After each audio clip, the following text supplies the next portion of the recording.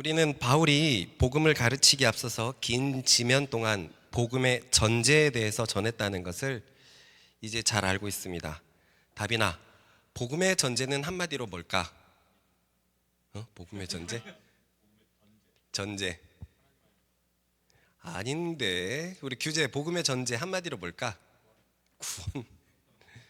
이거 제구 복음의 전제가 뭘까? 맞아요. 모든 사람은 죄인이다. 모를 거라고 생각지 않아요. 솔직히. 어? 전제라는 뜻을 왜 몰라? 그건 너무한 거 아니야? 너무한 거 아니야? 100번도 더 한 얘기인데.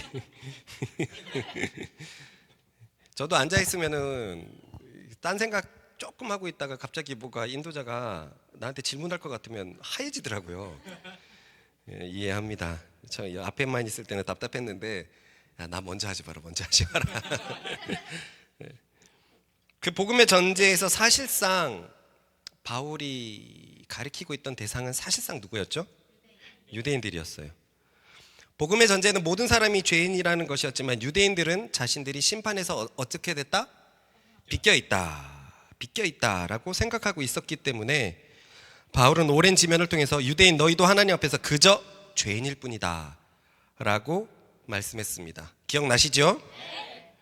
유대인을 1차적인 대상으로 쓰고 있는 것은 이제 복음을 설명하고 있는 3장 후반부에도 사실은 여전했습니다. 여전히 1차 대상은 유대인입니다. 읽어봅시다. 시작. 이제는 율법 외에 하나님의 한 일이 나타났으니 율법과 선지자들에게 증거를 받을 것이다. 율법과 선지자라는 단어를 보세요. 유대인에게 훨씬 익숙한 단어들입니다. 특히 율법 외에 하나님의 한 의가 나타났다라는 말은 이방인들에겐 그래도 그다지 필요 없는 말이에요. 이방인은 애초에 그리스도를 믿음으로 의를 얻는 것을 배웠기 때문에 율법 외라는 단어가 필요가 없는데 필요한 이유는 유대인들 때문이죠. 분명히 1차 대상은 유대인인데요.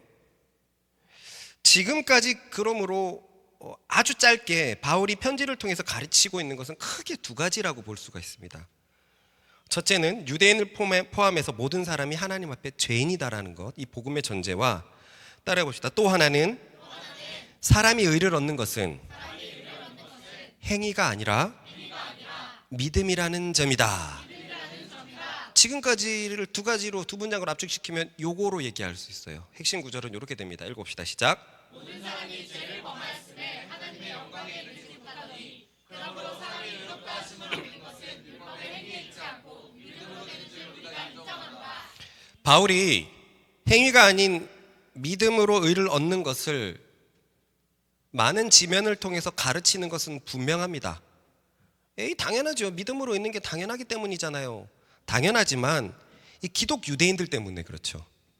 기독 유대인들은 그리스도를 믿음에도 불구하고 뿌리 깊은 민족성 때문에 율법의 행위가 필요하다고 생각했기 때문이고, 특히나 문제가 되는 것은 자신들이 가르쳐야 된다라고 생각을 했기 때문에 이방 그리스도인들에게 의를 얻으려면 그리스도를 믿음 더하기, 율법을 행위로 의를 얻는다라고 이방인들에게 가르치고 있기 때문이에요. 그래서 모두가 죄인인 것을 부인할 수 없게 된 지금 바울은 왜 믿음으로만 의를 얻는지, 1차적으로는 유대인에게, 그리고 2차적으로는 나머지 이방인들에게 가르치려고 하는 거예요. 자, 전제는 모두가 죄인이다. 그리고 죄인인 이유는 행위로 의를 얻을 수 없고 믿음으로 의를 얻을 수 있다. 근데 이것을 1차적으로는 유대인에게 가르치고 있고 2차적으로는 다 들어야 되는 로마 교회를 향해서 가르치고 있습니다. 그래서 바울은 유대인에게 있어서 율법의 행위의 모본이 되는 아브라함의 이야기를 시작하는 것입니다. 읽어봅시다. 시작. 자, 여기서도 보면 일단 우리 육신의 조상이라고 얘기했어요. 우리면 누구를 포함합니까? 유대인과? 아니요. 우리 왜 이방인이 율법의 육신의 조상이 아브라함이 됩니까? 바울이죠. 바울. 그러니까 바울과 유대인을 향해서 말하고 있다는 거예요. 1차적으로는 우리 육신으로 우리 조상인 몇 번 언급했지만 유대인들이 아브라함을 율법의 행위의 모본으로 삼고 있는 것은 전혀 성경적이지 않습니다. 의진이 왜 그렇죠? 뭐야? 현진이 왜 그렇죠? 아브라함은 행위가 율법 더 전에 사람이니까. 네, 아브라함의 연대는 몇 년이죠? BC 2000년입니다. 모세는 몇 년이죠, 단비? 네, 정확해요. 정확합니다. 그러니까 아브라함을 율법의 행위의 모본으로 삼는 것은 말이 안 맞아요. 율법은 600년 뒤에 나온 말인데 어떻게 아브라함을 율법의 행위의 모본으로 삼을 수 있냐 말이죠. 그럼 왜 유대인들은 모세 이후의 사람이 아니라, 율법이 주어진 모세 이후의 사람이 아니라 한참 전에 아브라함을 율법 행위의 모본으로 삼았을까요? 본인도 보기엔 말이 안 되잖아요. 그렇다는 말은 아브라함이 그만큼 중요하기 때문이죠. 아브라함을 무조건 율법 속으로 들어와야지만 하는 그런 게 있기 때문에 굳이 무리해서라도 율법의 사람이라고 그런 거잖아요. 그것은 아브라함으로부터 지금의 이스라엘이라는 민족이 시작되었기 때문에요. 누군가는 야곱 아닌가요? 야곱의 이름이 이스라엘로 바뀌었고 야곱의 12아들 모두가 지금의 이스라엘 민족을 낳게 되었으니까 야곱이 이스라엘의 뿌리라고 봐야 되는 것 아닐까요? 그에 반해 아브라함은 약속된 자식인 이삭 외에 누구를 낳았죠? 이스마엘을 낳았고 또 이삭은 약속된 자손인 야곱 외에 또 누굴 낳았죠? 에서를 낳았는데 둘은 어떻게 보면은 다른 아들도 낳았는데 야곱은 다른 아들 없이 12아들이 모두 다 이스라엘의 지파가 됐단 말이죠. 그러면 이스라엘의 뿌리는 야곱이 돼야 되는데 왜 유대인들은 아브라함이라고 생각을 했을까요? 그것은 따라해 봅시다. 가족, 가문이 복을 받기 시작한 것은 아브라함부터이기 때문이다. 그 전까지는 복이 한 사람에게만 내려왔어요. 한 사람만 믿음을 지켰다는 거예요. 한 사람만. 그러던 것이 대부분 그 한 사람은 장자를 통해서 왔어요. 모두가 그런 건 아닌데 대부분 장자를 통해서 믿음이 내려오다가 그러다가 아브라함 때부터 그 믿음의 복이 가문으로 확대되기 시작했어요. 그만큼 아브라함이 믿음의 사람이었다는 거죠. 아브라함을 보면 그래서 조카인 롯도 하나님께 복을 받았고 이방인 종이었던 엘리에셀조차 복을 받았던 것을 알 수 있어요. 그러니 지금의 이스라엘을 있게 한 곧 야곱의 12아들 모두가 복을 받게 된 것은 사실상 아브라함 때부터 시작됐던 거예요. 아브라함 때부터 믿음이 크게 확정되어서 모든 가문이 다 복을 받았기 때문에 결국 이스라엘의 12아들이 다 복을 받게 되었고 이스라엘 지금의 200~300만 그리고 지금 예수님 시대 때는 몇 만인지 모르겠는데 다 복을 받았다라고 생각을 하기 때문에 아브라함을 이스라엘의 뿌리로 보는 것입니다. 이해가 가죠? 그렇게 따지면 노아가 이스라엘의 뿌리가 아닌가요? 라고 하지만 노아의 자손은 복을 받지 못했어요. 셈은 복을 받았지만 함은 복을 못 받았어요. 그리고 야벳과 셈은 복을 받았지만 하지만 아브라함에 와서는 약속된 자손이 아니었던 이스마엘도 복을 받아요. 그리고 이삭을 보면은요 야곱이 아닌 에서도 복을 받습니다. 그러니까 이 믿음의 이 가문의 그 복을 받게 한 자가 아브라함 때부터였기 때문에 우리 지금 이스라엘이 있게 된 것은 아브라함이다라고 해서 아브라함을 이스라엘의 뿌리로 보고 시초로 본다는 거예요. 이해가 가죠? 그래서 이 아브라함은 이스라엘에게 있어서 굉장히 특별했던 인물이고 어쩌면 가장 중요한 인물일 수도 있어요. 그리고 지금의 이스라엘에 있기 위해서 이스라엘의 정체성이 되는 것은 무엇입니까? 율법이죠. 율법이란 말이에요. 그래서 이스라엘 사람들이 이 두 개를 합치려고 한 거예요. 민족의 시작이었던 아브라함과 민족의 정체성인 율법을 합치려고 한 것입니다. 그러니까 600년 후의 율법을 아브라함에게 과도하게 껴맞추기 시작을 해서 아브라함을 율법 행위의 모본이다 라고 얘기를 하기 시작한 거고 이런 말도 안 되는 시도는 신구약 중간기에 유대인의 저서를 통해서 공인화가 되어버렸죠. 그 뭐 따로 찾진 않았는데 예전 로마서 말씀에 있습니다. 어떤 말씀에서 보면 아브라함이 미리 율법을 받았다. 그래서 미리 율법을 지켰고, 그렇기 때문에 아브라함은 율법의 사람이고 율법의 모본이 되는 사람이다. 예수님 시대 때는 그 중간기에 져서도 성경처럼 여겨졌기 때문에 유대인들은 아브라함을 율법의 뿌리라고 보았던 것입니다. 이해가 가지요? 하지만 그에 대해 바울은 강력한 반론을 제기합니다. 아브라함이 하나님 앞에서 의를 얻은 것은 율법의 행위 때문이 아니라 오직 믿음 때문이라고 강력한 반론을 제기합니다. 읽어봅시다. 시작.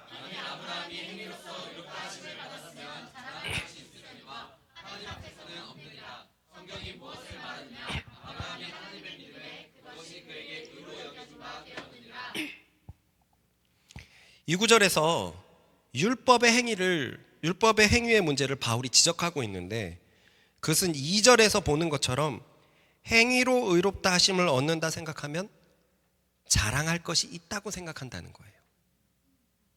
그죠? 보면 그렇죠. 다른 번역으로 한번 보겠습니다. 시작.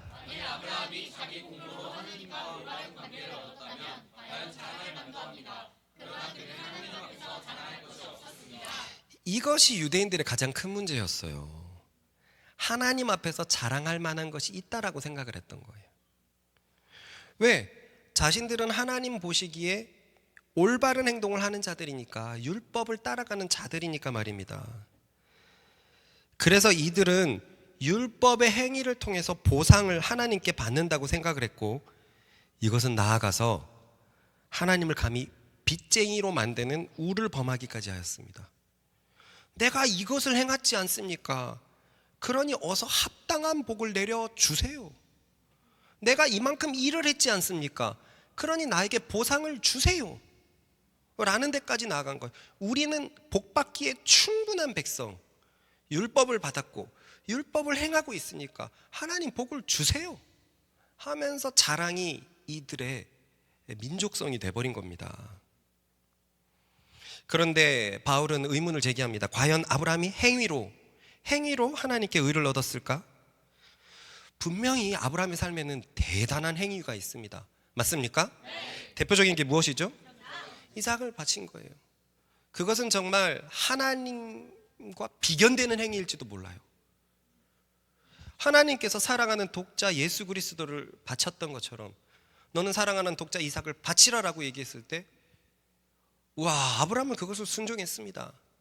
칭찬받기 마땅한 행동입니까? 네. 정말 마땅한 행동입니다. 그러나 문제는 아브라함에게는 선한 행위만 있었던 것도 아니에요. 미련한 행위, 악한 행위도 있었단 말입니다.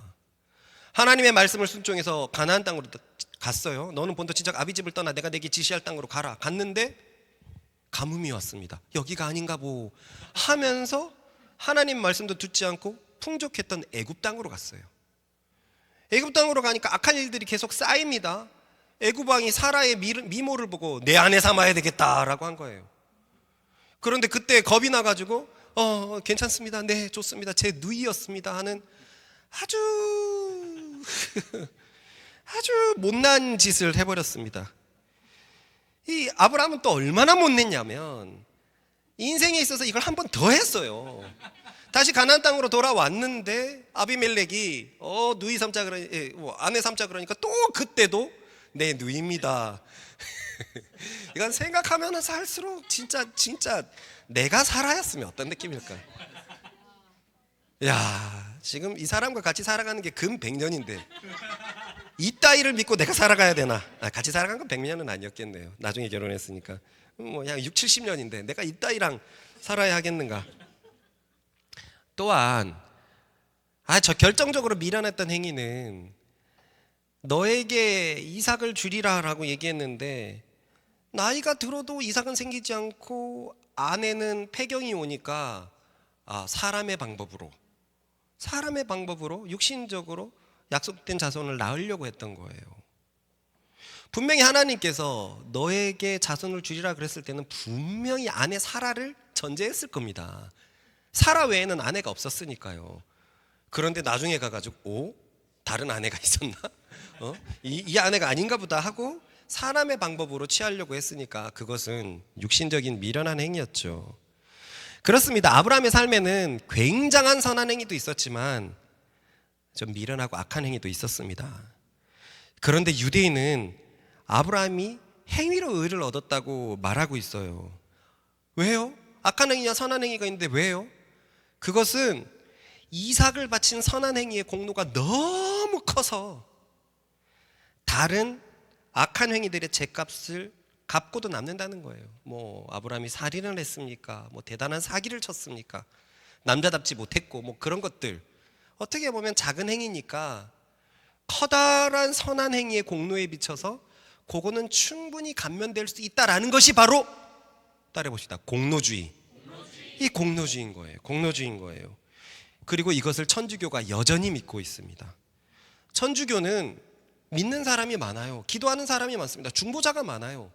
중보자는 하나님과 우리 사이에 예수 그리스도밖에 없는데 예수 그리스도와 우리 사이에 마리아를 중보자로 놨고 또한 성자들을 기도의 대상으로 삼기도 합니다. 성자들. 여기서 성자들이란 하나님의 아들을 말하는 게 아니라 믿음으로 살아갔던 성자라고 막 가톨릭이 추켜 세운 사람들 말입니다. 왜 성자들을 기도의 대상으로 삼냐면 그들은 너무나 대단한 행위를 했으니까 그들은 천국 가기에 충분하다. 그래서 그들의 공로가 많이 남아있다. 그러니까 기도하면 천국에서 그 공로를 내게 나눠줄 것이다 라는 것이 바로 공로주의예요. 영웅아, 뭐 나 안 보이는 곳에 그렇게 뒤에 숨어있니? 이렇게 좀 나와봐. 그들의 넘치는 공로를 받아서 내 의를 채울 수 있다. 이것이 바로 공로주의입니다. 그래서 초대교회 유대교는 율법의 각 항목들을 세분화하게 나눠서 그 항목들을 지키면 플러스 점수, 못 지키면 마이너스 점수를 했는데 특별히 지키기 쉬운 것은 항목들을 세분화했고 지키기 어려운 것은 단순화시켰습니다. 그러다 보니까 지키는 게 많을까요? 못 지키는 게 많을까요? 지키는 게 많아요. 쉬운 것은 잔뜩 나눠놨어요. 쉬운 것은 근영님이 들어왔을 때 인사하는 거 뭐 플러스 1점, 근영님 뭐 간밤에 별일 없었습니까? 라고 얘기하면 플러스 1점, 뭐 근영님한테 물 떠주면 1점, 이런 것들은 세분하게 해가지고 하루에 100점 받기 쉽게 만들어 놓고 하루 동안 거짓말했으면 마이너스 1점, 살인했으면 마이너스 1점 막 이런 식으로 하니까 플러스가 될 수밖에 없었던 거예요. 이렇게 뭉뚱그려서. 그러니 유대교 안에서는 회심하기 전에 바울처럼 율법의 완전한 사람이 나타날 수 있었던 것입니다. 읽어봅시다. 시작.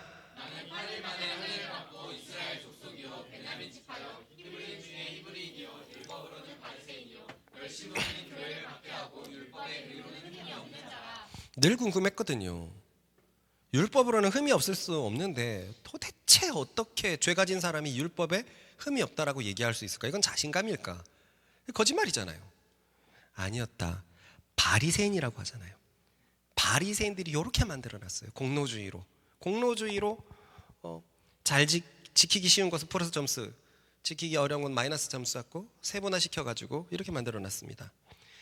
그렇습니다. 이러한 유대주의의 신학, 공로주의 신학이 로마 교회에 들어왔다면 로마 교회는 어떻게 되었을까요? 일단 뭐가 많아질까요? 자랑이 많아지죠. 아까도 말했지만 율법의 행위로 의를 얻었다면 자랑할 것이 있었겠지만 행위는 반드시 자랑을 가져와요. 그리고 자랑을 한다는 것은 상대를 어떻게 보는 겁니까? 약간 좀 얕잡아 보는 거죠. 그러다 보니까 비난과 정죄가 난무하게 됩니다. 왜 안 돼? 왜 이게 안 돼? 너의 문제는 이거야. 나를 봐봐. 난 이렇게 했잖아. 그리고 비교적 죄도 쉽게 여겨져 버립니다. 왜냐? 왜 쉽게 여길까요? 공로가 많이 남으니까 나 지키고 있는 것 있으니까 한 번 죄 짓는 것도 비교적 쉬워요. 마이너스 되는 건 아쉽지만 괜찮아요. 뭐 이 정도는. 그렇습니다. 행위의 신학이 교회에 들어오게 되면 중요한 것은 나의 행위가 되지 더 이상 그리스도의 십자가가 아니게 되어버립니다. 그리스도의 십자가는 나를 깨끗하게 씻었다는 그 의미보다 더 많은 것들을 주지 못해요. 십자가로 깨끗해졌다면 이제 필요한 것은 나의 행위입니다. 행위입니다. 문제는, 중요한 것은 이러한 관점이 비단 2000년 전만의 유대인들 뿐만 아니라는 거예요. 요즘 현대교인도 이것이 문제가 됩니다. 얼마나 많은 현대교인들이 그리스도인의 십자가를 예수님을 처음 믿을 때만 의미 있는 것으로 생각하는지 모르겠어요. 저도 정말 오랫동안 그랬어요. 많은 선배들이 십자가를 찬양하는데 왜 그렇게 찬양해야 되지? 나는 이미 깨끗해졌고 자꾸 그것을 기억하라고 하는 건가? 이제 나는 어떻게 살아가야지? 여기에 대한 답을 잘 얻지를 못했었어요. 십자가가 왜 더 필요한지 몰랐습니다. 그러니 하나님의 구원의 경륜의 절정인 그 십자가가, 창조주께서 사람이 되어서 나를 위해서 목숨을 버린 그 십자가가 나를 한 번 깨끗하게 씻은 의미로 전락해버렸던 거예요. 그것은 대단한 것이지만, 내 출발을 가져오게 된 것은 대단하지만, 이렇게 생각을 하면 십자가를 계속 바라보지 않게 돼요. 이제는 내 삶의 행위가 중요한 거예요. 플러스 점수가, 일단 학생증을 받았으니, 학생증을 받은 건 감사하지만 이제는 내가 열심히 학생답게 살아가지고 막 플러스 점수, 승점을 계속 받아야 되는 겁니다. 이것이 바로 믿음을 행위의 재료로 보는 유대인과도 같은 시선입니다. 바로 아브라함의 믿음을 행위의 재료로 본 유대인처럼 말입니다. 같이 읽어봅시다. 시작.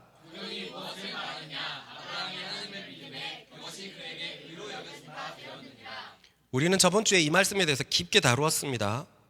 그리고 충격을 받았습니다. 왜냐하면 우리 안에도 유대인과 같은 생각이 있었기 때문입니다. 그것은 믿음이 행동을 일으킨다는 거예요. 물론 이것을 어떤 관점에서 말하느냐에 따라 이것은 여전히 맞는 말이지만 조심해야 된다는 것을 이제는 우리는 알게 되었습니다. 그죠? 여전히 믿음이 행동을 일으킨다라는 말은 우리에게 전혀 어색하지 않습니다. 그죠? 어색하지 않아요. 그렇게 계속 들어왔으니까요. 그런데 한번 생각해 봅시다. 이 명제에서 중요한 것은, 과연 믿음이 행동을 일으킨다 그랬을 때 중요한 것은 믿음입니까? 행동입니까? 애매하죠. 믿음이 행동을 일으킨다 그러니 전제가 되는 믿음도 중요한 것 같고 결과가 되는 행위도 중요한 것 같고 애매하죠. 분명한 것은 믿음만이 중요하다는 것이 아니란 말입니다. 믿음만이 중요하다가 아니에요. 그러니 이 생각을 가지고 있으면, 믿음이 행동을 일으킨다라는 생각을 가지고 있으면 다분히 내 행동에 신경을 쓰게 됩니다. 내 행위에 신경을 써요. 그래서 내 행동이 옳았으면 기뻐하고 내 행동이 틀렸으면 바로 잡으려고 노력하게 됩니다. 문제는 이 관점이 참 옳아 보이지만, 문제는 행동을 돌아보아서 옳았으면 기뻐한다는 점이고, 그 기쁨은 내 내면의 자랑을 가져오고 결국은 남 앞에서 나의 의가 된다는 거예요. 믿음이 행동을 일으킵니다. 그리고 내가 오늘 이렇게 교회에 소외된 사람들에게 다 친근하게 대했고 일부러 메가커피에 가갖고 다 커피도 대접했어요. 막 내 속에서 막 누를 수 없는 기쁨이 올라옵니다. 그리고 이거 무엇보다 목자가 알아줘야 돼요. 그런데 이 가난한 인간들은 보통 칭찬을 안 합니다. 이걸 퍼뜨려줘야 되는데, 나 이러려고 2만 원 썼는데 이 인간들이 교회에서 퍼뜨리지 않아서 이거 도통 귀에 들어가지 않아요. 여기서부터 이제 짜증이 납니다. 이 자식들 이렇게 모르나, 이렇게 센스가 없나, 그러니까 이 모양이지 하면서 자연스럽게 자기가 한 행동을 흘리려고 해요. 흘리려고 합니다.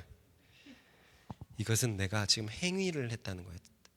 착한 행위를 행위로 접근했기 때문에 이것은 하나님께 하나도 의가 되지 않습니다. 하나님 앞에 의가 되지 못합니다. 또한 마찬가지입니다.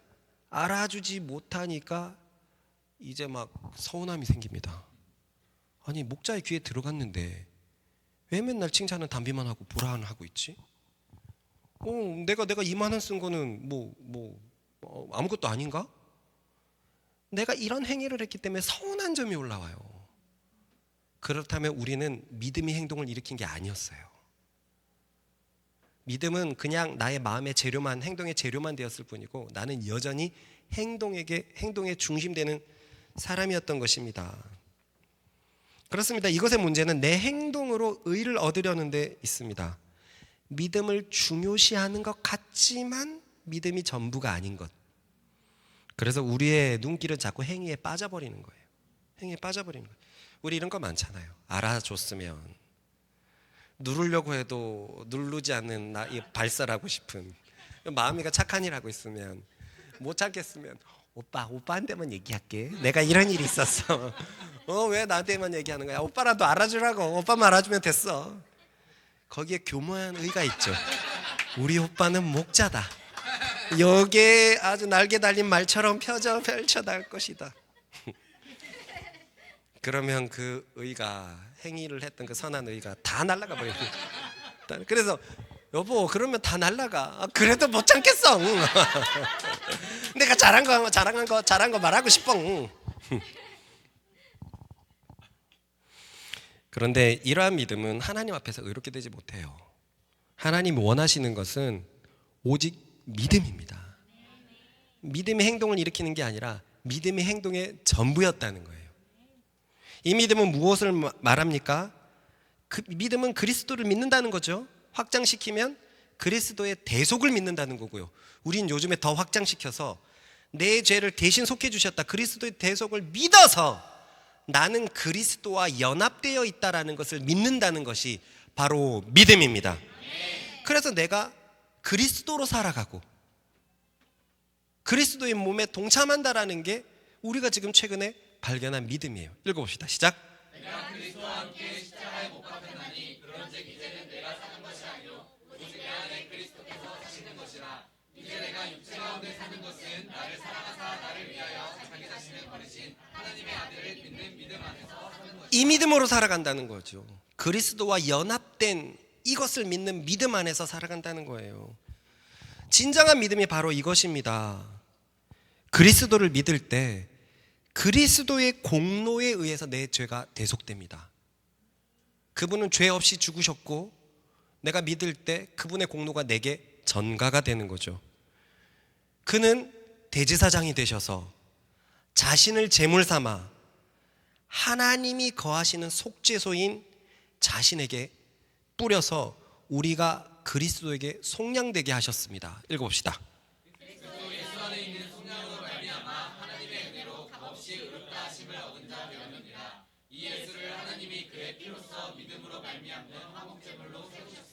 그래서 나를 속량한 그리스도를 믿으면 우리는 죽음에서 부활하신 그리스도와 연합된다는 거예요. 곧 우리가 그리스도 속에 속한다는 것입니다. 이것은 요한복음 말씀에 있었습니다. 시작.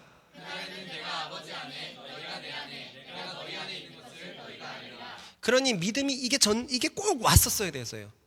너무나 많은 사람들이 예수께서 나를 위해서 죽었다는 것을 믿었는데, 그래서 내가 그리스도와 연합하고 있다는 상태를 되게 상징적으로만 생각을 했어요. 그러나 바울은 실제적으로 그리고 있고, 예수님 역시 우리가 잘 알다시피 유월절 저녁 만찬 유언과 같은 말씀에 바로 이 얘기하셨어요. 가장 중요한 이 얘기하셨습니다. 그때는 너희가 내 몸에, 내가 너희 안에 연합되어 살 것을 말하셨어요. 그래서 우리는 그리스도 안에서 살아가는 것을 믿습니다.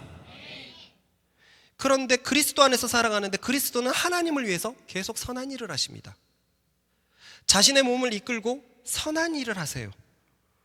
그런데 우리는 그리스도와 연합되어 있다는 것만으로 그 선한 일에 동참되게 됩니다. 그러니 내 속에 그리스도로 인해서 일어난 선한 일에 대해서는 우리는 자랑할 것이 있다 없다? 왜 없어요? 내가 한 것이 아니기 때문에 그래요. 내가 한 것이. 그러니 우리가 그런 경우가 있죠. 남들은 나를 추켜 세워주는데 되게 민망한 경우가 있어요.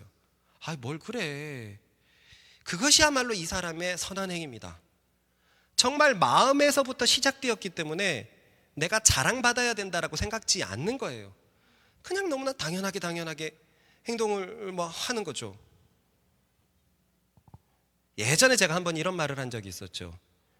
마음이 함께 산부인과를 갔는데 어떤 아줌마가 결제가 안 돼가지고 그 앞에서 좀 발을 동동 기울였는데 8만 5천만 원이 결제가 안 되어가지고 있어가지고 내가 그냥 내어드릴까? 라고 생각한 적이 있었어요. 앞에서 뭐 당연히 줄 것 같고 나중에 연락처를 갖고 못 줘도 이 정도 금액은 상관없지 않나. 근데 그게 뭔가 내가 이제 마음이랑 함께 의론을 낳기 전인데 이제 뭔가 아빠 된 자의 마음이 있으니까 뭔가 그 임산모한테도 되게 동질감을 느꼈던 것 같아요. 그리고 뭐 일부러 그런 것 같지도 않고 그분이 당황한 게 너무 역력했거든요. 그래서 그러려고 했는데 마침 남편이 왔나 뭐 어떻게 했나 해가지고 뭐 그게 해결됐어요. 뭐 잘 기억이 안 납니다. 그게 해결돼 버렸어요. 그래서 내가 이 얘기를 했는데 이 얘기가 그때 동현이에게 굉장히 되게 좀 약간은 충격이었나 봐요. 와, 어떻게 저렇게 할 수 있을까? 그런데 나는 그 동현이의 의를 듣고 전혀 뿌듯한 막 그런 게 없었어요. 그렇구나. 이게 동현이는 아직 어렵구나. 야, 감사하다. 나는 이게 동현이를 얕잡아 보는 게 아니라 전때 얕잡아 보는 게 아니라 나는 그래 동현이도 하나님의 길을 가는 동현이도 저렇게 생각하는 게 왜 나는 이게 쉬워졌지? 난 이게 아무것도 아니어졌지? 전혀 이게 내 의가 안 되더라고요. 그걸 가지고 막 얘기를 한다면 좀 그러지 좀 마. 좀 민망해. 뭐 이럴 것 같은 거예요. 내 마음이 변해서 자연스럽게 흘러나오는 행동에 대해서는 그건 사실 그리스도가 나를 통해서 하신 일이기 때문에 자랑할 것이 하나도 없습니다. 그러므로 이것이 믿음으로 행동을 일으킨다라고 얘기했을 때 아무리 봐도 행위에 좀 방점이 찍혀 있고 그 행위를 알아줬으면 좋겠고 하는 것은 그 믿음은 하나님께서 받으실 믿음이 안 됩니다. 그런 믿음은 유대인에게도 있었고 천주교에도 있었어요. 하나님이 받으시는 믿음은 오로지 믿음의 방점이 찍혀져 있는, 내가 그리스도의 대속을 믿고 내가 그리스도와 함께 연합하여 살아간다는 것을 믿는 그 믿음 안에 있는 줄 믿습니다. 그러니 믿음에 거하는 사람은 자신의 행위를 자랑할 것이 없습니다. 이 사람은 그가 예수께서 나를 대속하신 행위만 자랑할 뿐이고 내가 그의 몸에 연합되어 있다는 것만 자랑할 뿐이에요. 어떻게 그렇게 착한 일을 선한 일을 계속 할 수 있습니까? 왜 그러십니까? 저는 그리스도와 같이 살아가고 그리스도가 나를 위해서 살아가기 때문에 제가 자랑할 것은 없습니다. 그렇습니다. 믿음의 사람들은 예수님만 자랑하고 찬양할 뿐입니다. 이것이 믿음으로 걸어가는 자들의 모습이요, 예수 그리스도의 이름만 남게 되는 참된 신자들의 모습인 것입니다. 읽어봅시다.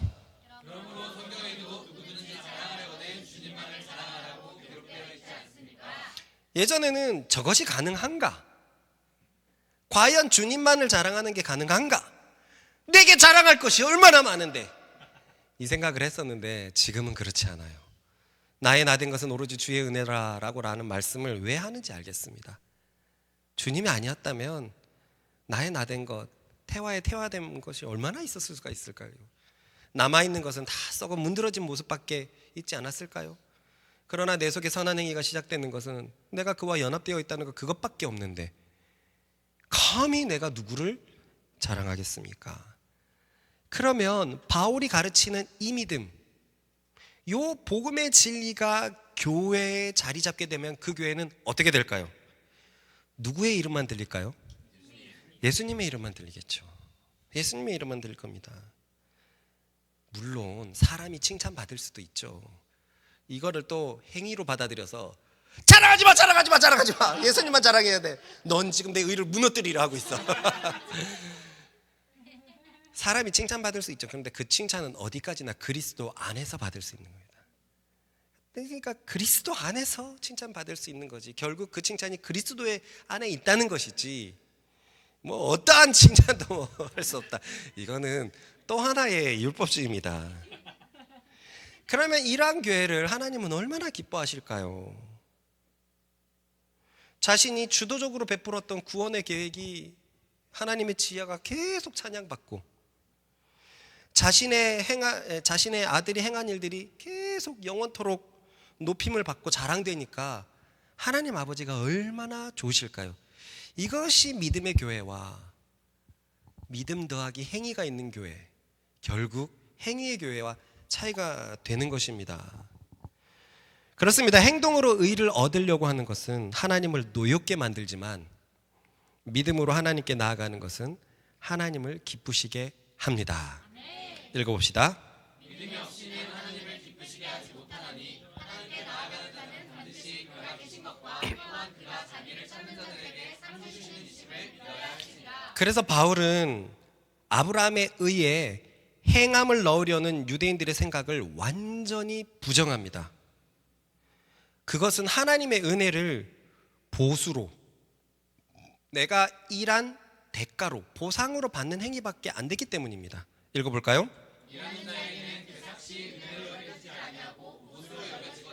저 아브라함을 보십시오. 저러한 행위가 있으니까 하나님이 복을 줄 수 있습니까? 없습니까? 이런 설교들을 은근히 많이 들었거든요. 그러니까 다 아브라함의 행위를 따라가고 그래서 열심히 살려고 하는데 그거 안 돼요. 아브라함은 믿음 때문에 나오는 행동이었지만 이 설교자는 아브라함의 행위 자체에 집중하고 그것을 축복의 수단이라고 얘기를 하니까 안 되는 겁니다. 믿음의 역할이 바로 이렇다는 거예요. 이러한 거라는 거예요. 일을 아니할지라도 보상을 받는 것. 일을 안 했는데 보상을 받는 겁니다. 그런데 바울은 여기에서 아브라함의 믿음의 의를 설명하면서 자칫 부족하다고 생각할 수 있는 부분을 첨언합니다. 지금 바울은 신약의 사람이잖아요. 신약의 사람이 아브라함의 의를 볼 때 자칫 부족하다고 생각하는 것을 첨언해요. 그것이 바로 죄사함입니다. 읽어보겠습니다. 시작.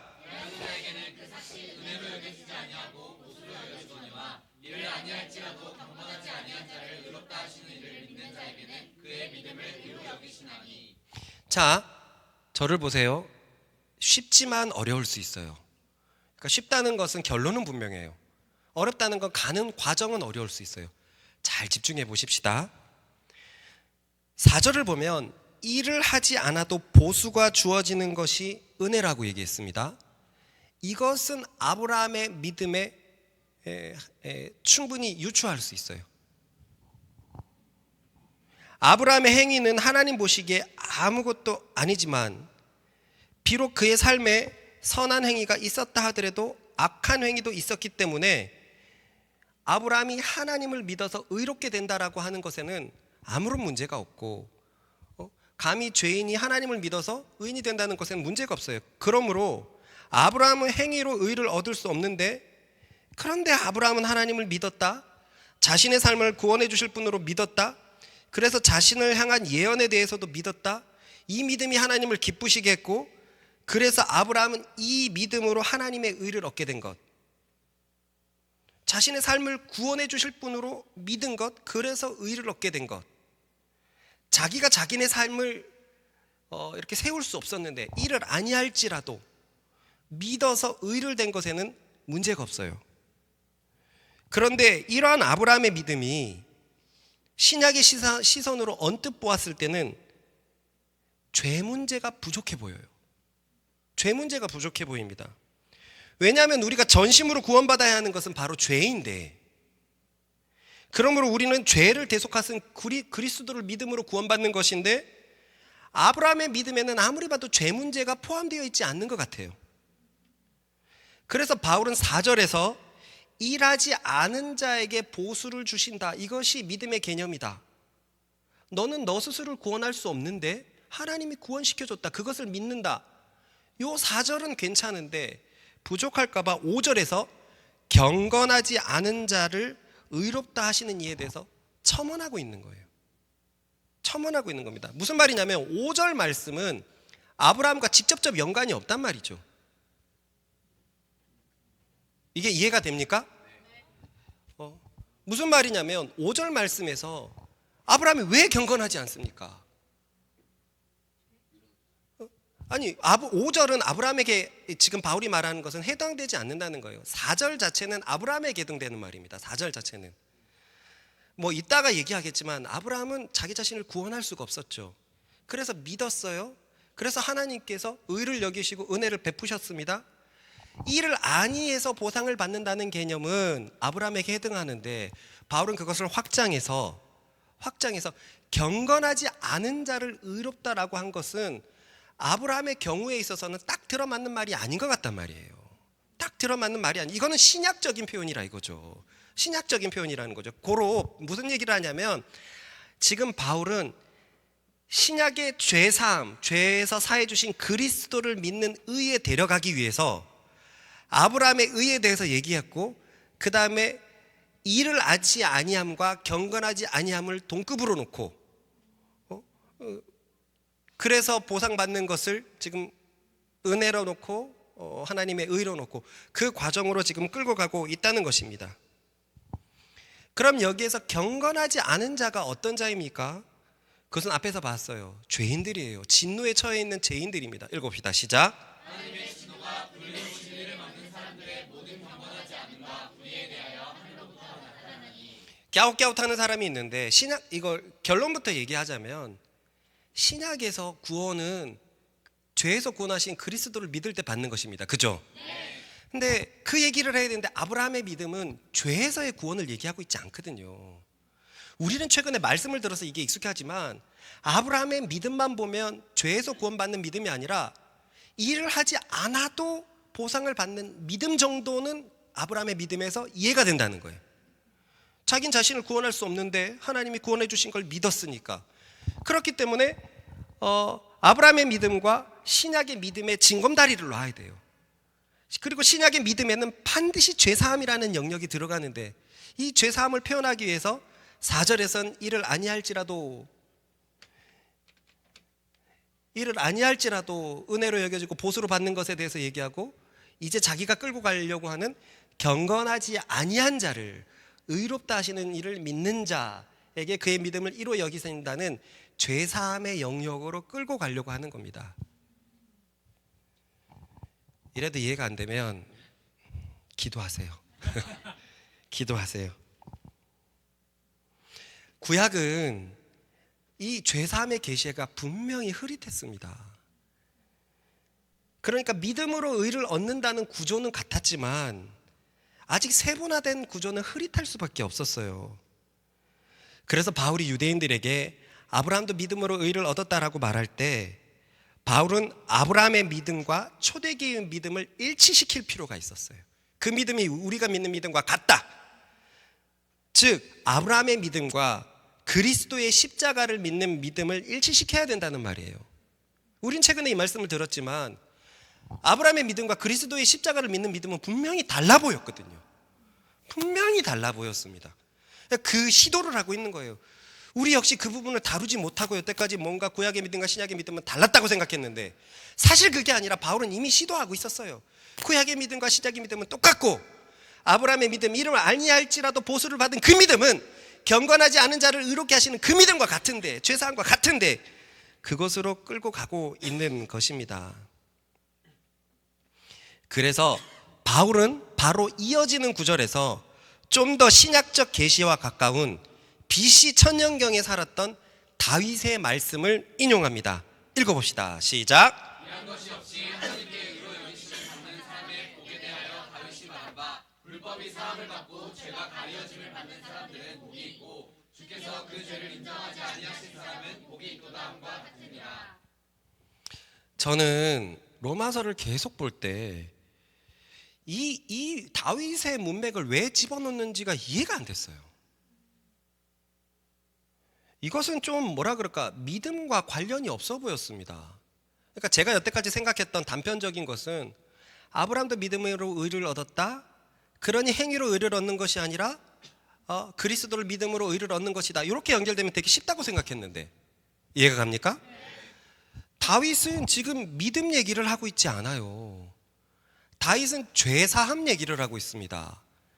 그렇기 때문에 왜 아브라함의 얘기를 하다가 갑자기 다윗의 얘기를 끌고 오는지를 몰랐었어요. 그런데 지금은 이해가 됩니다.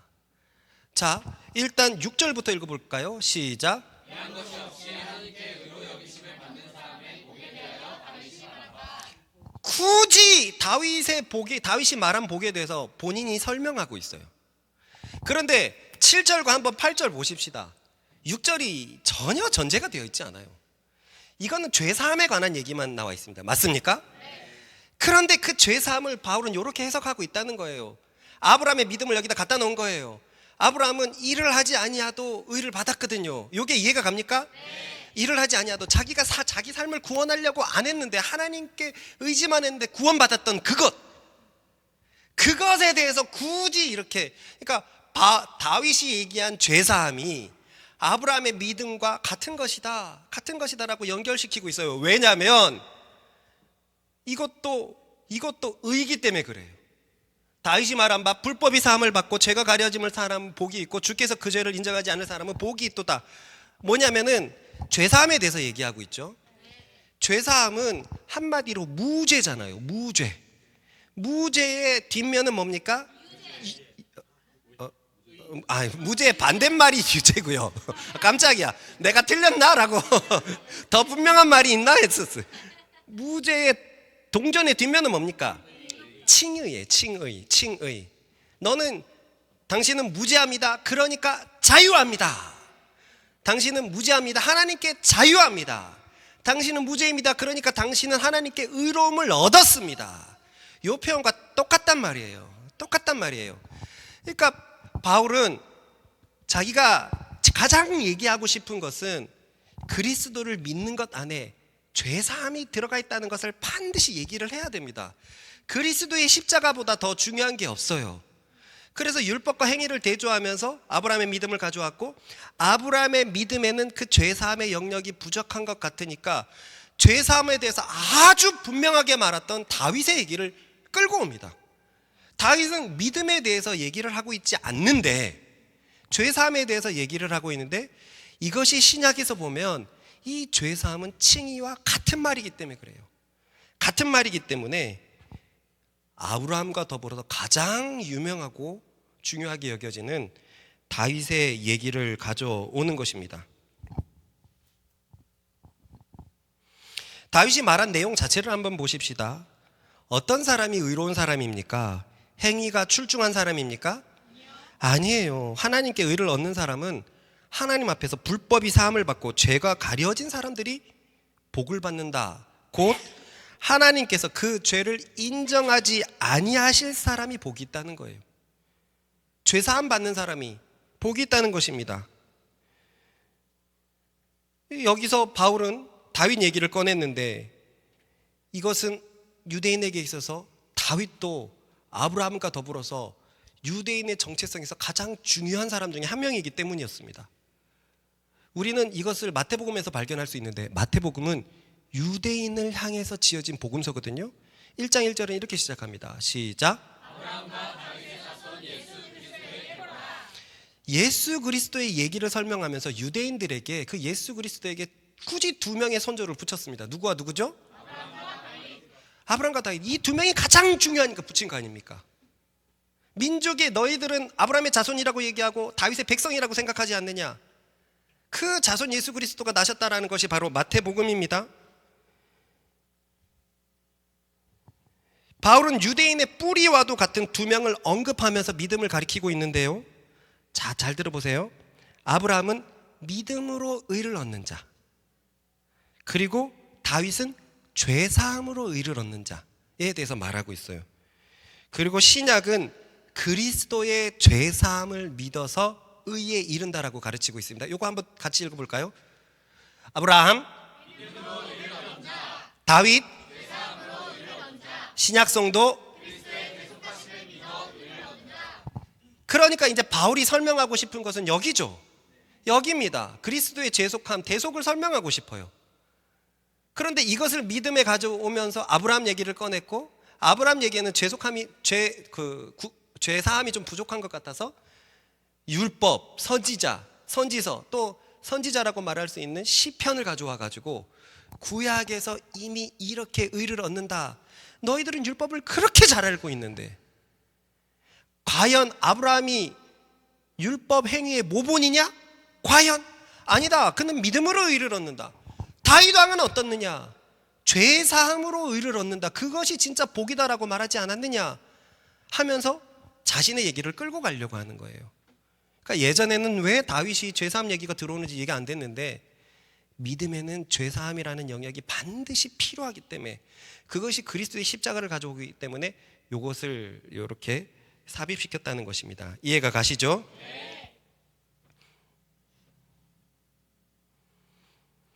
그런데 혹자는 여기서 이런 생각을 할 수 있습니다. 제가 이런 생각을 했거든요. 실컷 아브라함의 믿음에 대해서 들먹이더니 바울은 갑자기 죄사함으로 의를 얻는 것에 대해서 들먹이는 것은 논리적 비약이 아닙니까? 그러니까 의에 대해서, 아브라함의 의에 대해서만 얘기를 해야 되는데 갑자기 다윗의 죄사함까지 갖고 이렇게 점프하는 것은 논리적 비약이 아닙니까? 즉 믿음의 죄사함이 꼭 필요한 것이었다면, 그것이 반드시 그리스도에게 연결되어야 한다면 갑자기 다윗을 들먹일 게 아니라 아브라함의 믿음에도 죄사함의 측면을 발견해야 되지 않습니까? 꼭 그것이 필요한 것이었다면, 맞습니다. 믿음에는 죄사함의 영역이 반드시 요구됩니다. 그래서 바울이 아브라함의 경우에서 죄사함의 문제를 가져와도 됐어요. 아브라함의 믿음에서. 즉 이 말은 아브라함의 삶에서 죄사함의 영역이 없었다는 것은 아니란 말입니다. 단지 바울이 다윗의 이 얘기를 꺼내는 것은 죄사함으로 의를 얻는다는 너무나 명확한 구절이 구약에 적혀 있고 다윗 역시도 구약을 대표하는 인물이었기 때문에 적었다는 거예요. 왜냐하면 복음은 율법과 선지자들에게서 예언된 것이기 때문에 그렇습니다. 읽어봅시다.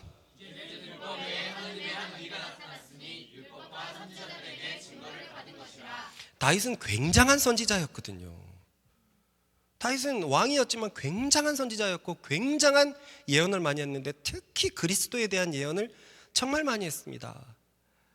엘리 엘리 라마 사박다니, 나의 하나님 어찌하여 나를 버리셨나이까 라는 그 예언이 시편 22편에 있어요. 그래서 다윗은 왕이지만 굉장한 선지자였어요. 그런데 그 선지자였던 다윗이 죄사함 얘기를 너무나 분명하게 하고 있으니 자기가 앞으로 얘기할 칭의, 신약적 이 칭의에 대해서는 이미 구약적 발판이 있다라고 얘기를 하고 있는 것입니다. 그래서 아브라함의 경우만 얘기해도 됐었지만 다윗의 명확한 죄사함의 얘기를 가져온 거예요. 그러면 우리는 최근에 한번 언급했던 그 부분을 제대로 언급하고 싶은데요. 아브라함의 믿음에서 죄사함의 영역을 어떻게 찾을 수 있냐 하는 것입니다. 아무리 봐도 아브라함의 믿음은 죄사함을 포함한 믿음이 아니라 나를 그냥 어려운 데서 구원해 주신 믿음인 것 같은데, 사실 아브라함의 얘기를 아브라함에서 죄사함을 뽑아올 거였으면 얘기가 굉장히 길어질 겁니다. 굉장히 길어져요. 근데 다윗의 너무 명확한 죄사함의 복이 있으니까 그건 한 구절로 딱 설명이 됩니다. 그래서 바울은 줄였지만 우리도 한번 찾아봅시다. 그리고 또 찾기 전에 이거 이따가 연결시킬지 모르겠네요.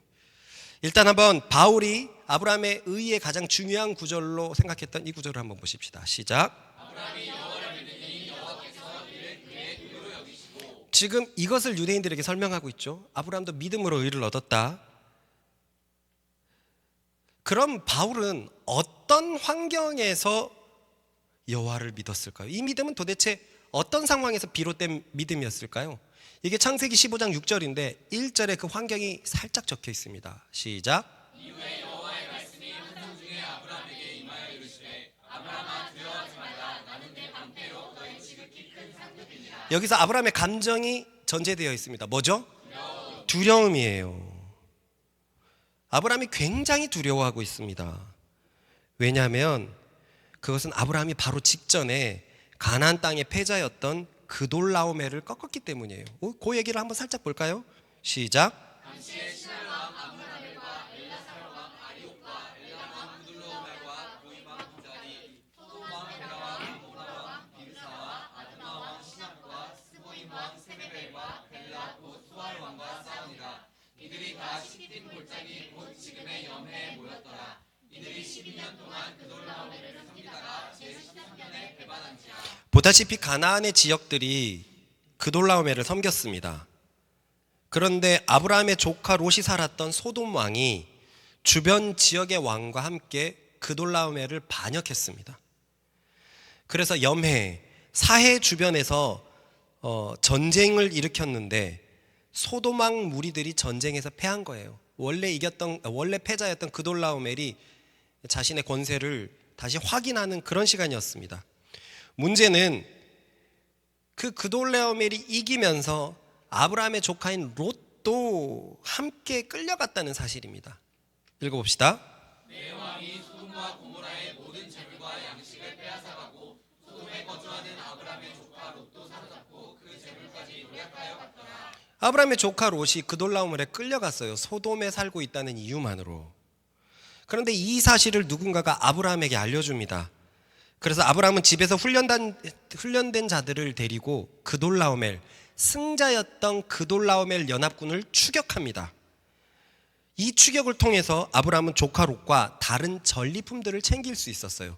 읽어보겠습니다. 시작. 도망한 자가 와서 히브리 사람 아브라함에게 알리니 그때 아브라함이 아모리 족속 마므레의 상수리 숲을 근처에 거주하였더라. 마므레는 에스로의 형제요 또 아델의 형제라. 이들은 아브라함과 동맹한 사람들이더라. 아브라함이 그의 조카가 사로잡혔음을 듣고 집에서 길리고 훈련된 자 318명을 거느리고 단까지 쫓아가서 시작. 그와 그의 가신들이 나뉘어 밤에 그들을 쳐부수고 다메섹 왼편 호박까지 쫓아가 모든 빼앗겼던 재물과 자기의 조카 롯과 그의 재물과 또 부녀와 친척을 다 찾아왔더라. 이처럼 아브라함이 그돌라오멜을 이겼습니다. 그런데 우리 간과하지 말아야 될 것은 아브라함이 정식으로 전쟁에서 이겼습니까? 그럼 어떤 상태에서 이겼죠? 네, 이미 전쟁했어요. 그돌라오멜은 이겼지만 거기도 많은 상처가 있었을 것이고 많이 지쳤을 것입니다. 그때 습격했던 거예요. 그러니 고작 318명으로도 이길 수가 있었던 것입니다. 문제는 가나안 땅의 패자가 사라졌다는 거예요. 아브라함 때문에. 아브라함은 비록 추격으로 꺾은 것이지만 가나안의 여러 왕들에게는 그 사실은 상관이 없습니다. 이제 가나안의 여러 민족에게 필요한 것은 그돌라오멜을 꺾은 아브라함을 꺾으면 된다라는 타이틀만 필요한 거예요. 이해가 가죠? 그러니 아브라함은 지금 이 사건으로 말미암아 가나안 모든 땅들의 왕들의 표적이 되어버렸습니다. 더욱이 이방인이 말이죠. 그 옛날 거의 모든 부족들이 전쟁을 일삼았던 것을 생각해보면 와, 그 땅에서 아브라함은 어떻게 견뎠을까요? 저는 몰랐어요. 깊게 생각해보지 않으니까 아니 그돌라오멜도 이겨놓고 뭘 그렇게 두려워했지? 자기가 이제 뭐 실질적 최고 아닌가? 아니요. 처절한 전쟁 끝에 그 많은 전리품들을 막 주렁주렁 달고 있는 그 사람들을 또 가면서 얼마나 기분 좋았겠습니까? 술 퍼먹고 뭐하고 우리가 승리했다 막 그렇게 하고 있는데 밤에 이렇게 급습해가지고 쳐냈으니까 사실은 얍삽한 방법으로 이겼단 말이에요. 어쨌든 아브라함에게는 지금 어떤 타이틀이 있습니까? 그돌라오멜을 꺾었다. 그러니까 그 아브라함은 완전히 표적이 되기 십상이었고 아브라함의 전력으로는 가나안 땅 전역을 못 막습니다. 318명으로 어떻게 막습니까? 318명으로 신월칠동은 막을 수 있을까요? 못 막습니다. 못 막아요. 그때 그렇게 인구가 많지 않았다 그래도 못 막습니다. 이 사실이 얼마나 두려웠을까요? 잠도 잘 제대로 못 잤을 거예요. 그런 중에서 하나님께서 이렇게 말씀하시는 겁니다. 읽어봅시다. 시작. 이후에 여호와의 말씀이 환상 중에 아브라함에게 임하여 이르시되 아브라함아 두려워하지 말라. 나는 내 방패요 너의 지극히 큰 상급이니라. 너무 떨고 있을 때 나타나신 겁니다. 두려워하지 말라. 내가 너의 방패요. 내가 너의 큰 상급이다. 놀라운 것은 아브라함이 이 하나님의 음성을 그냥 믿어버렸다는 거예요. 읽어봅시다. 시작. 이것이 왜 놀랍습니까? 환경이 변했습니까? 수없이 많은 부족들이 아브라함에게 찾아와가지고 화친 조약을 맺었나요? 아니에요. 여전히 변한 것은 없는데 그것도 가만히 보면 여호와께서 어떻게 나타나셨죠? 환상 중에 뭐로? 말씀으로. 그분이 직접? 아니에요. 긴가민가 하다가 말씀을 받은 거예요. 여러분들은 제가 환상 중에 말씀을 받은 거 알잖아요. 그 말씀을 받고 그냥 믿는다. 쉬울까요? 하나님이 나타나가지고 막 천군 천사와 함께 펄럭이는 막 불말마 막 그런 걸 보여주시고, 야, 이 땅은 아브라함의 것이다 하면서 막 기름을 부어주셨다면 좋겠는데 그것도 아니에요. 환상 중에 말씀으로 임하셨다는 거예요. 여전히 신학에서도 충분히 가능한. 근데 덜컥 믿어버렸습니다. 지금 아브라함이 믿었다는 것은 무엇을 의미합니까? 두렵지 않다. 더 이상 아브라함은 두려워하지 않게 됐다는 거예요. 하나님의 입장에서 봅시다. 이 아브라함이 얼마나 대견할까요? 아브라함이 처한 육체적 환경은 두렵기 짝이 없을 텐데 자기 뒤에 자신이 있다는 거, 전능하신 하나님이 있다는 걸 진짜 믿고 안정을 취했어요. 그 불안한 땅에서 평화롭게 살아갑니다. 그러니 그 든든한 뒷배인 하나님을 믿는 그 믿음이 하나님을 기쁘시게 했을까요? 안 했을까요? 굉장히 뿌듯해져. 우리 아빠는 이거 할 수 있어. 이 사실이 얼마나 아빠를 뿌듯하게 합니까? 우리 하나님이 나를 이 모든 환난에서 구원하신대. 이 사실이 하나님을 얼마나 뿌듯하게 만듭니까? 그렇기 때문에 아브라함은 하나님께 의를 얻을 수 있었습니다. 자, 여기까지 보니 아브라함의 믿음이 어떤 믿음이었습니까? 어떠한 환경에서도 나를 건져주시는 하나님이었습니다. 맞습니까? 그는 내 방패요, 너를 지켜주신다라는 말씀을 진짜 믿어버렸을 것입니다. 그런데 바로 이것이 신약의 죄사함을 포함한 믿음이었습니다. 왜냐?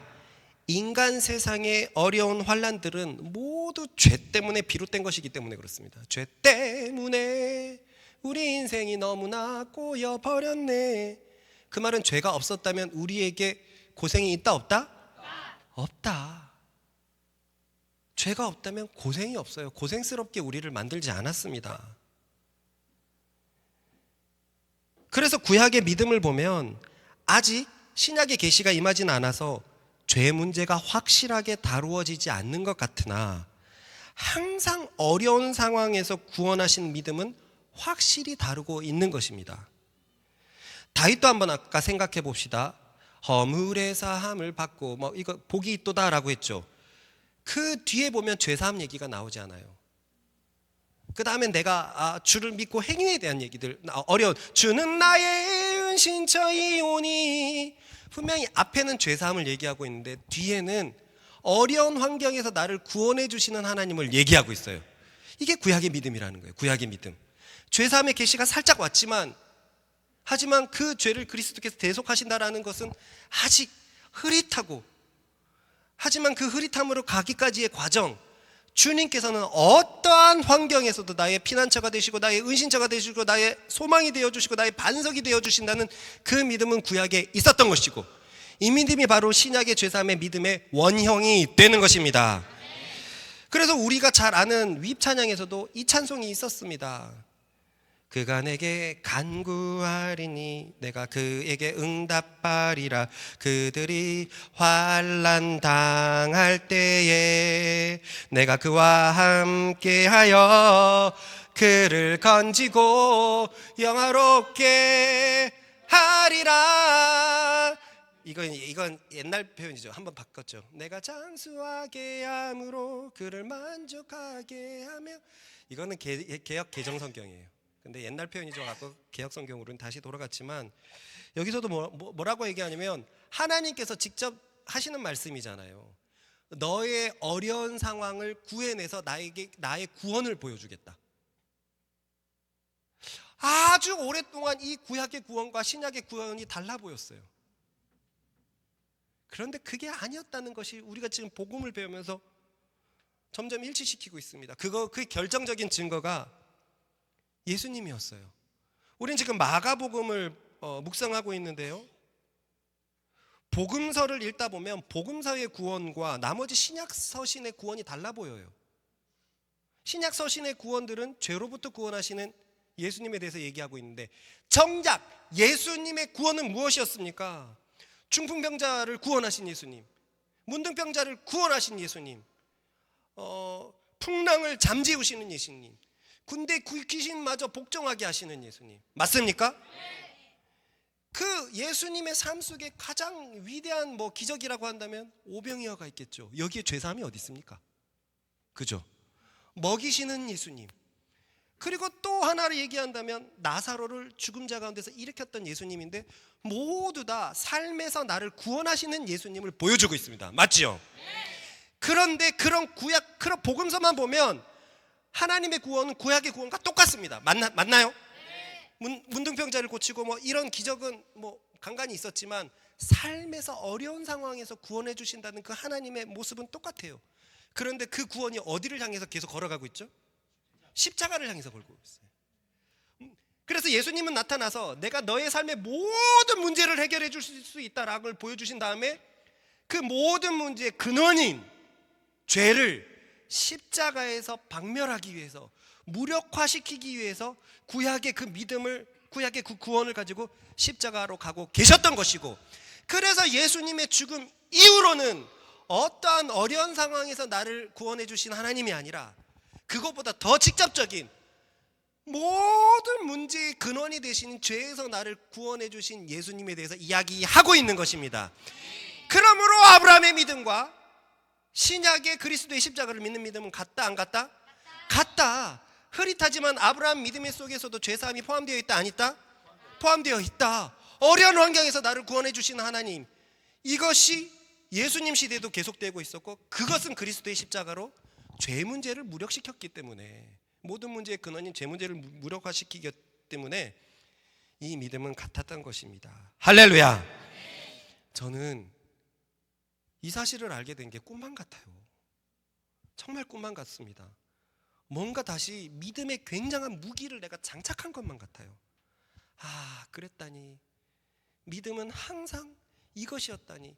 뭔가 구약적 믿음은 기적의 믿음 같았는데, 뭔가 예수님을 믿는 것도 기적의 믿음 같았는데, 아니다. 나를 구원하시는 믿음이 계속 의를 주고 있었고, 그것은 결국에 어려운 환난에서, 결국에는 죄에서 구원하신 예수님에게로 초점이 맞춰져 있었구나. 뭔가 진짜 웅장해지는 기분입니다. 하나님의 구원 계획이 얼마나 예리하고 치밀한지, 저 아담의 때부터 쏴 예수님을 향해서 여기서 갑자기 구원의 계시가 팍 펼쳐지는, 그리고 그 예수님을 통해서 앞에 모든 구약의 사건들이 해결되는 이 마음이 너무 웅장합니다. 이 웅장함이 갑절로 여러분들에게 임하기를 소망합니다.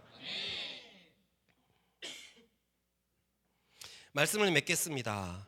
바울은 모두가 죄인이다라는 것을 가르친 후에 오직 의는 믿음으로 얻는 것이다 라고 가르치고 있습니다.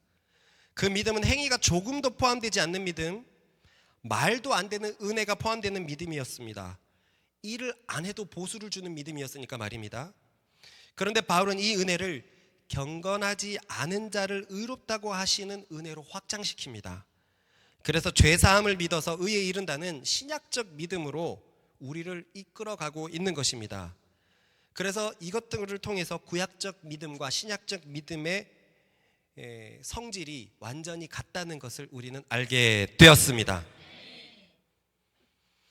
가끔 신앙 생활을 하면서 우리는 구약적 믿음과 신약적 믿음을 떼어놓고 생각하는 경우가 많습니다.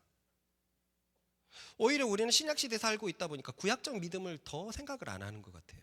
무슨 말이냐면, 예수께서 우리를 죄에서 구원하셨다는 것을 믿으면서 어떤 어려운 상황에서도 나를 구원하셨다는 믿음이 없다는 거예요. 그 어려운 상황의 본질을 해결했는데 그걸 믿는다고 하면서 너무나 많은 교인들이 자신 삶에 찾아오는 어려움을 이겨내지 못한다는 거예요. 날마다 숨쉬는 순간마다 내 앞에 어려운 일 보내. 여전히 사단이 다스리는 세상이고 타락한 본성 가운데 있기 때문에 어려운 일은 계속 다가오는데, 우린 어려운 일을 해결해버린, 죄를 해결해버리는 예수님을 믿는데, 교회에서 예수님을 믿는 것과 삶에서 어려운 순간이 찾아왔을 때 믿음이 다른 것 같아요. 십자가의 보혈을 믿습니까? 그러면 아멘 하면서도 뭔가 내 상황에서 병이 찾아오거나 악한 상황들이 찾아오거나 염려가 찾아오거나 일터의 문제, 미래의 문제가 찾아오면 도대체 믿음으로 대처를 못하는 것입니다. 그럼 과연 이것이 그리스도를 믿는 믿음이라고 할 수 있습니까?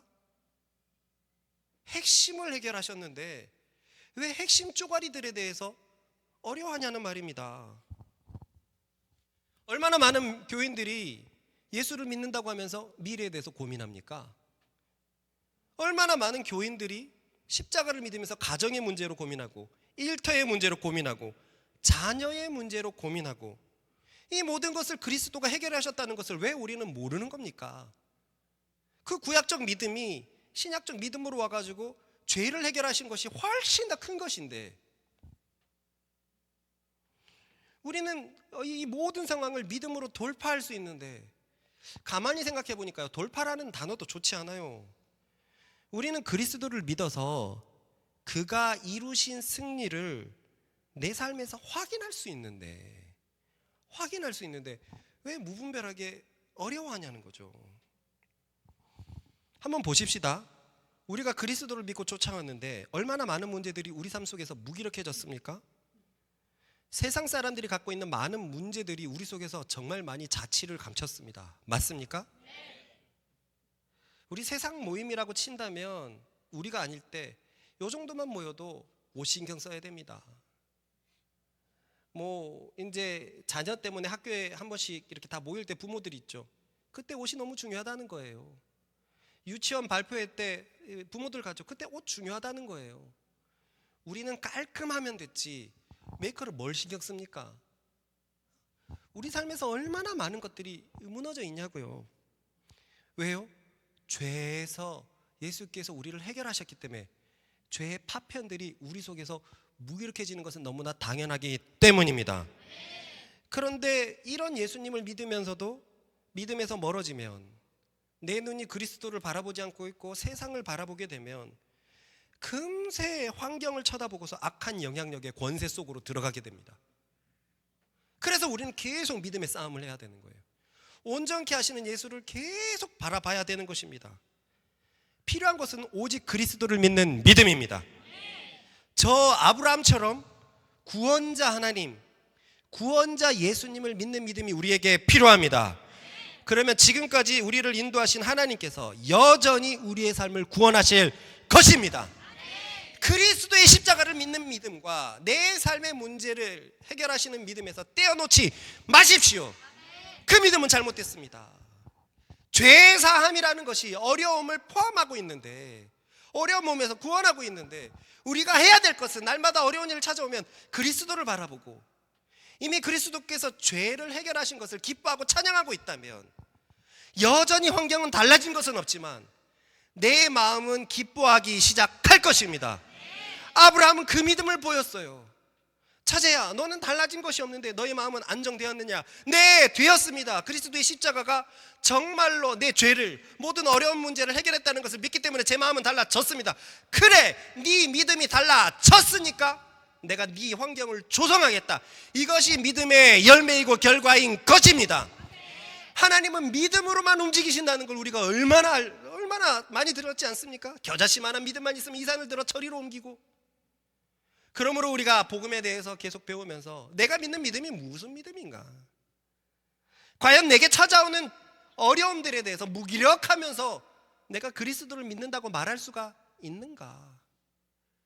죄사함의 문제가 보이지 않아도 저 아브라함은 믿음으로 내 삶의 모든 문제를 해결하신 하나님을 보았는데, 훨씬 더 분명한 계시가 주어졌고, 훨씬 더 그들과 다른 것은 성령께서 그 믿음을 계속 우리는 자극시키는데, 우리가 왜 어려움에 노출되어 있었고 되어야 하고 그 영향력에 빠져 살아야 되겠습니까?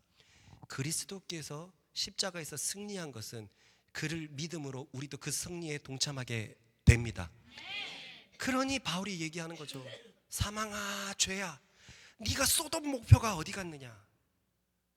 그 전까지는 믿음이 없었으니까, 그리스도를 믿지 않으니까 항상 사망의 목표가 되었는데, 이제는 목표가 사라졌어요. 사라진 것뿐만이 아닙니다. 믿음의 무기를 들고 있습니다. 이제는 가는 곳마다 오히려 사단이 거주하고 있던 영역들을 무력화시킵니다. 그리스도 안에 있다면 그의 승리가 우리의 것이 되기 때문에 그렇습니다. 제가 말하고자 하는 것은 이미 그 그리스도를 믿었기 때문에 우리 삶의 많은 문제들이 무기력화되었으니 지금의 문제도 앞의 문제도 믿음만 있으면 무기력화 될 것입니다. 그리스도께서 승리를 하셨으니 그를 믿는 믿음으로 그 승리를 이루어 가십시다. 그러니 우리가 해야 할 것은 다시금 돌아가서 어떤 행동 하나하나 하고 말고가 아니라 그리스도를 계속 바라보는 거예요. 그 나를 얼마나 사랑하시는지, 그가 나를 위해서 무슨 일을 하셨는지, 하나님께서 아들을 바치셨다는 것의 의미는 무엇인 건지, 그렇게 그리스도에게 시선을 두면 성령께서 우리의 마음에 믿음을 부어 주실 것입니다. 그리고 그 믿음은 세상을 이기게 만들죠. 세상을 이기게 만들죠. 요한일서 5장에 보면 제가 말씀을 준비해 오지 않지만 이 청년들이 이 믿음을 가지고 있었거든요. 그리스도의 청년들. 세상을 이긴 믿음을 그리스도의 청년들이 가지고 있었고, 다윗은 그 시기를 예언해서 새벽 같은 주의 이슬들이, 하나님의 청년들이, 주의 청년들이 나온다 그랬어요. 하나님께서는 이 마지막 때 이 믿음의 청년들을 기다리고 계십니다. 여전히 기다리고 계십니다. 온 세상이 신음하고 있는 이 시대 때 뭔가 세상을 바꿔보자, 변혁시키자라는 이 믿음이 아니라 내가 걸어가는 나의 영역, 내게 맡겨진 이 영역 안에서 믿음으로 걸어가는 참 믿음의 사람을 기다리고 계십니다.